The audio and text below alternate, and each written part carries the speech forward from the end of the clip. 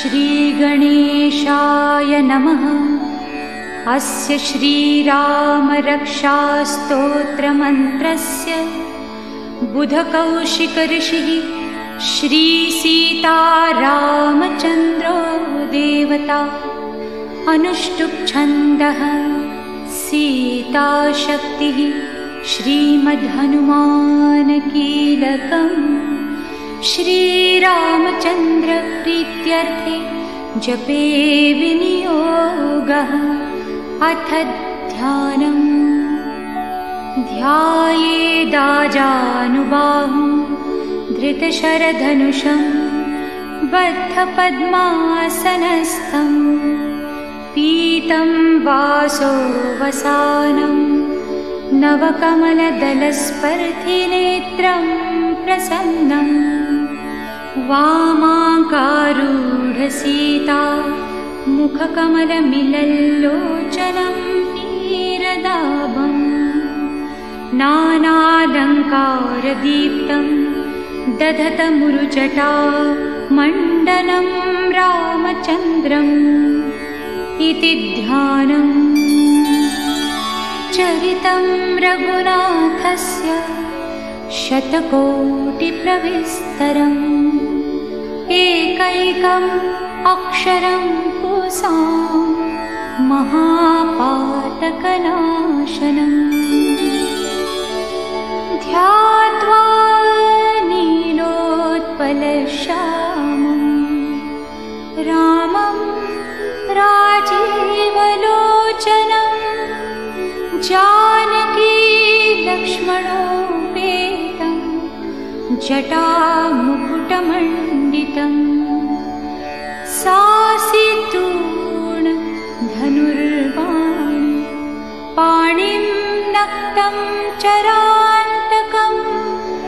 स्वलीलया जगत्त्रातुम् आविर्भूतम् अजं विभुम्।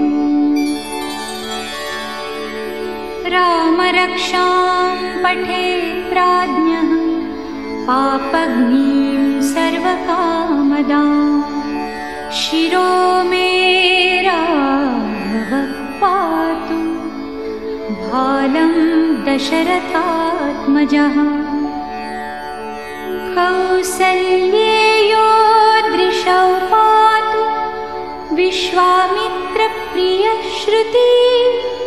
घ्राणं पातु मखत्राता मुखं सौमित्रिवत्सलः। जिह्वां विद्यानिधिः पातु कण्ठं भरतवन्दितः। स्कन्धौ दिव्यायुधः पातु भुजौ भग्नेशकार्मुकः।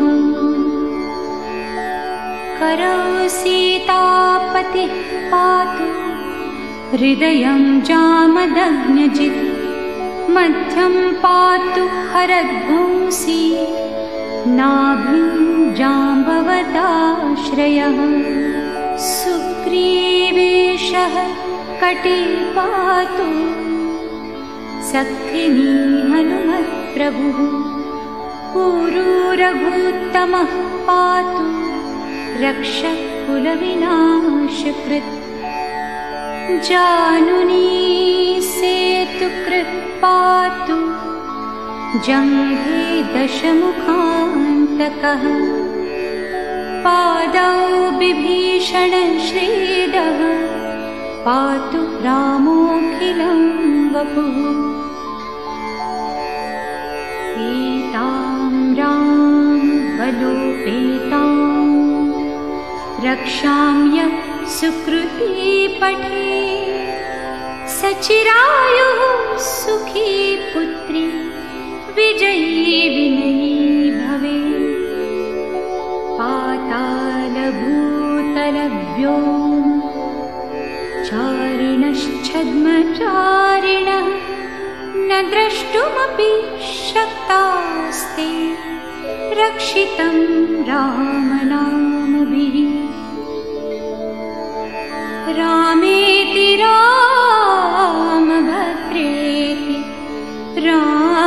रामचन्द्रेति वा स्मरन् नरो न लिप्यते पापैः भुक्तिं मुक्तिं च विन्दति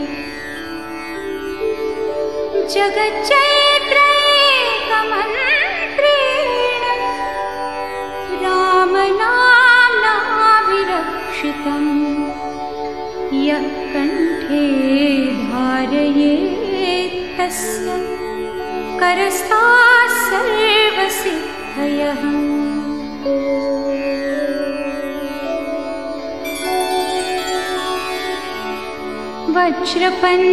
वज्रपञ्जरनामेदं यो रामकवचं स्मरेत् अव्याहताज्ञः सर्वत्र लभते जयमङ्गलम् आदिष्टवान् यथा स्वप्ने राम रक्षामि मां हरः तथा लिखितवान् प्रातः प्रबुद्धो बुधकौशिकः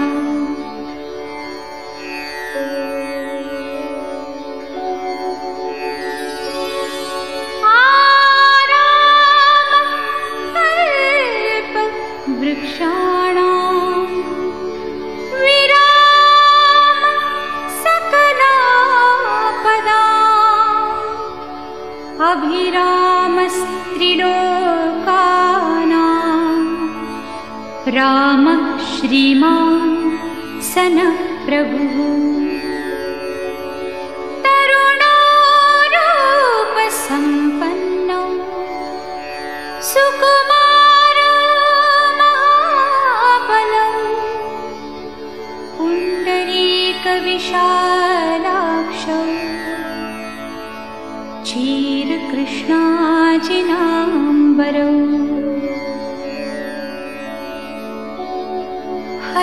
फलमूलाशिनौ दान्तौ तापसौ ब्रह्मचारिणौ पुत्रौ दशरथस्यैतौ भ्रातरौ रामलक्ष्मणौ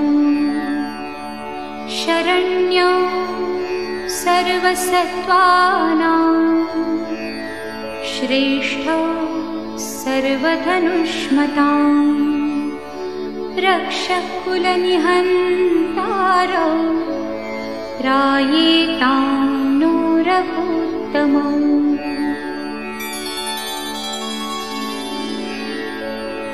आत्तस्य च धनुषा विशुस्पृशा वक्षया शुभनिशङ्गसङ्गिनौ रक्षणाय मम रामलक्ष्मणाः अग्रतः पथि सदैव गच्छताम् सन्नद्ध कवची खड्गी चापबाणधरो युवा गच्छन् मनोरथोऽस्माकं राम पातु स लक्ष्मणः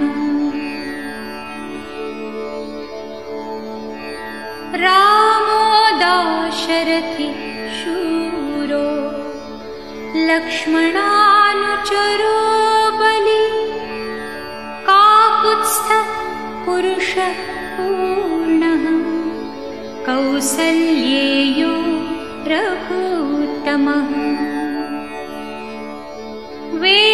वेदान्तवेद्यो यज्ञेशः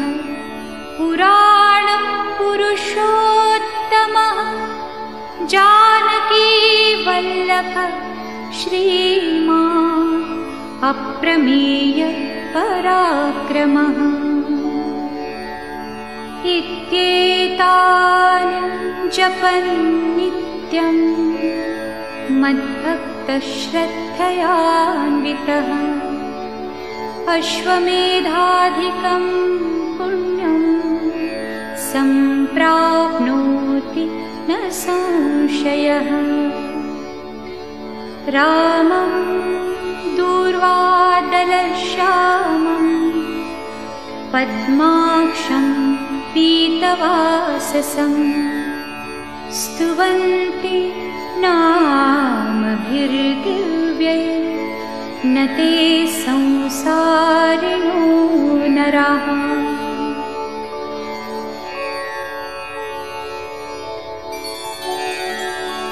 रामं लक्ष्मणं पूर्वजं रघुवरं सीतापतिं सुन्दरं काकुत्स्थं करुणार्णवं गुणनिधिं विप्रप्रियं धार्मिकम् राजेन्द्रं सत्यसन्धं दशरथतनयं श्यामलं शान्तमूर्तिं वन्दे लोकाभिरामं रघुकुलतिलकं राघवं रावणारिम्। रामाय रामभद्राय रामचन्द्राय वेधसे रघुनाथाय नाथाय सीताया पतये नमः। श्रीराम राम रघुनन्दन राम राम श्रीराम राम भरताग्रज राम राम श्रीराम राम रणकर्कश राम राम श्रीराम राम शरणं भव राम राम। श्रीरामचन्द्र चरणं मनसा स्मरामि श्रीरामचन्द्र चरणं वचसा गृह्णामि श्रीरामचन्द्र चरणं शिरसा नमामि श्रीरामचन्द्र चरणं शरणं प्रपद्ये। माता रामो मत्पिता रामचन्द्रः स्वामी रामो मत्सखा रामचन्द्रः सर्वस्वं मे रामचन्द्रो दयालु नान्यं जाने नैव जाने न जाने। दक्षिणे लक्ष्मणो यस्य वामे तु जनकात्मजा पुरतो मारुतिर्यस्य तं वन्दे रघुनन्दनं। लोकाभिरामं रणरङ्गधीरं राजीवनेत्रं रघुवंशनाथं कारुण्यरूपं करुणाकरं तं श्रीरामचन्द्रं शरणं प्रपद्ये। मनोजवं मारुततुल्यवेगं जितेन्द्रियं बुद्धिमतां वरिष्ठं वातात्मजं वानरयूथमुख्यं श्रीरामदूतं शरणं प्रपद्ये।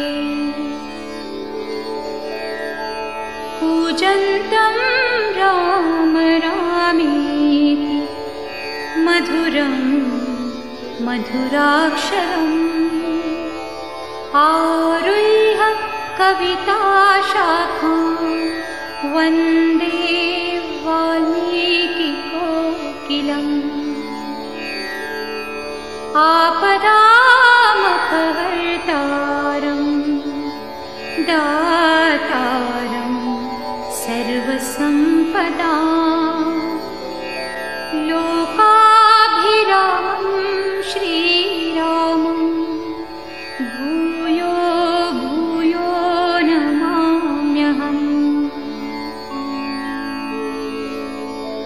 तर्जनं भवबीजानाम् अर्जनं सुखसम्पदाम् तर्जनं यमदूतानां राम रामेति गर्जनम् रामो राजमणि सदा विजयते रामं रमेशं भजे रामेणाभिहता निशाचरचमू रामाय तस्मै नमः रामान्नास्ति परायणं परतरं रामस्य दासोऽस्म्यहम् रामे चित्तलयः सदा भवतु मे भो राम मामुद्धर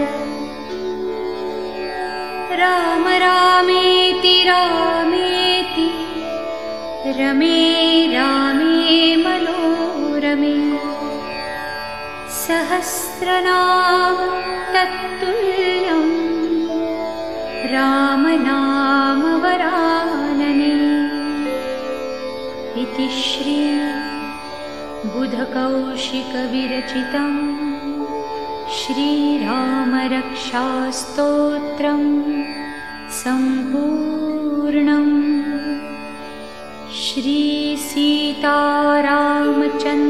श्रीसीतारामचन्द्रार्पणमस्तु श्रीराम